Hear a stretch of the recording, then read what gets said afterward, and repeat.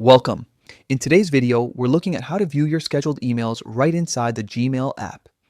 If you've ever set an email to be sent later and wanted to double check what's waiting in your queue, this quick guide will walk you through every step. Let's get started. First, open the Gmail app on your phone. Make sure you're signed in to the same account where you scheduled the messages. Once you're inside, you'll see your inbox as usual.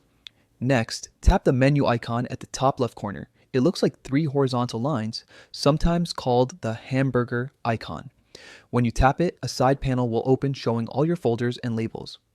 Now, scroll down that menu until you find an option labeled Scheduled. Go ahead and tap it. This folder contains all the emails you've set to be sent at a later time. Inside the Scheduled section, you'll see every message that's currently waiting to go out. Each one shows the recipient, subject line, and the exact date and time it's scheduled to send. If you tap any scheduled email, you can open it to review the content. From here, you can make changes, cancel the schedule, or send it immediately if you've changed your mind. Just tap the three dots in the upper right corner and select what you want to do.